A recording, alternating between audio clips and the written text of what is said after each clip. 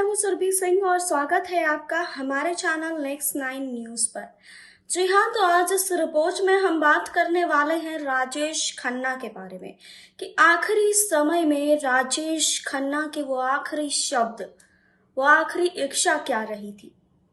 आपको बता दें कि कैंसर की बीमारी के कारण 18 जुलाई 2012 को राजेश खन्ना इस दुनिया को छोड़कर चले गए थे, लेकिन अपने निधन का एहसास उन्हें बहुत पहले हो चुका था। इसीलिए जो अधिकार उन्होंने अपनी बेटियों को दिए, वो अधिकार की खन्ना के पति को भी दूर रखा, यानी कि जितनी भी संपत्ति हुई, जो भी अधिकार था, वो सब कुछ उन्होंने अपनी बेटियों के नाम कर दिया। तो आखिर उन्होंने ऐसा क्यों किया, क्यों, अपनी पति का कारण आखिर क्या रहा है, हम आपको बताएंगे, लेकिन यहाँ नहीं, आगे इस रिपोर्ट में। बॉलीवुड के पहले सुपरस्टार रहे राजेश खन्ना को अपने निधन का एहसास हो चुका था और यही कारण था कि उन्होंने अपने जीते जी ही अपनी दोनों बेटियों यानी ट्विंकल खन्ना और रिंकी खन्ना को कई अधिकार दे दिए थे। राजेश खन्ना ने अपनी पत्नी डिम्पल कपाड़िया को ही नहीं, दोनों दामाद अक्षय कुमार और समीर शरण को भी इन अधिकारों से वंचित कर दिया था। जी हाँ, राजेश और डिम्पल ने कभी एक दूसरे से तलाक तो नहीं लिया था, लेकिन इनके संबंध में बहुत अच्छे नहीं थे। यही कारण था कि राजेश खन्ना और डिम्पल एक साथ नहीं रहते थे। जी हाँ, निधन से पहले राजेश खन्ना ने क्या फैसला लिया था, इसके बारे में हम आपको बताने वाले हैं कि उनके आखिरी शब्द क्या रहे थे। काका यानी राजेश खन्ना के अंतिम दिनों में डिम्पल कपाड़िया, अंजू महेंद्र और अनीता आडवाणी साथ थी।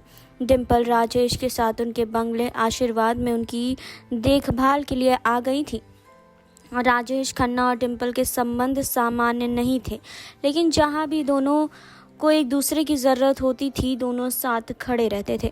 वहीं आपको बता दें कि राजेश खन्ना को अपनी बेटियों के साथ बेहद अच्छा संबंध रहा था और यही कारण था कि अपने निधन से पहले ही काका ने बहुत से अधिकार सिर्फ अपने बेटियों को ही दिए थे। जी हाँ, राजेश खन्ना को अपने निधन का एहसास हो गया था, इसीलिए उन्होंने एक वसीयत बनवा ली थी।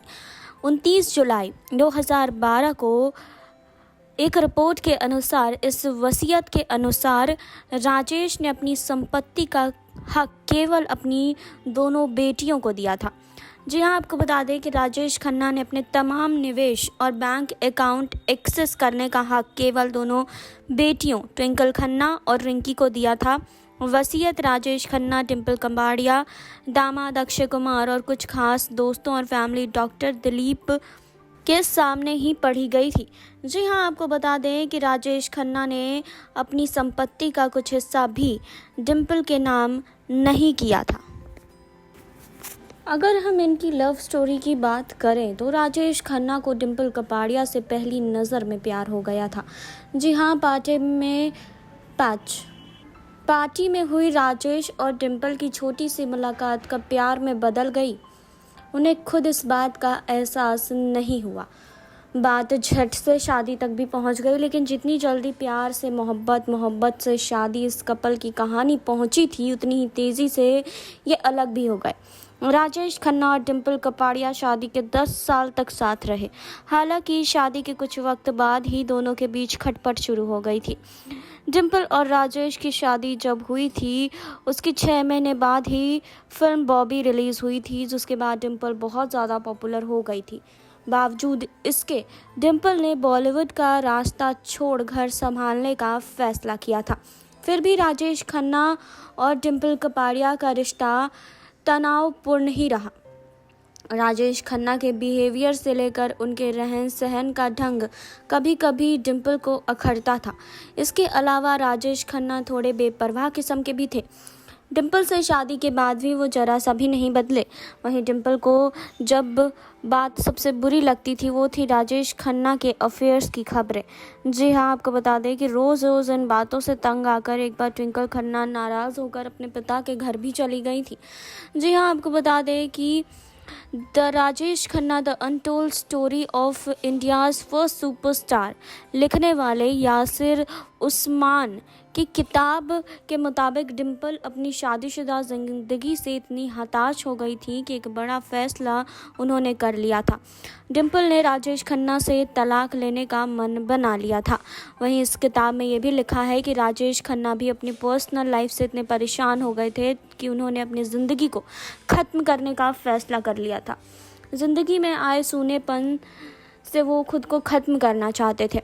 जी हाँ, आपको बता दें कि यासिर की किताब में लिखा है कि राजेश खन्ना के ढलते करियर के बोझ तले डिम्पल और काका की शादी का दम घुटने लगा था।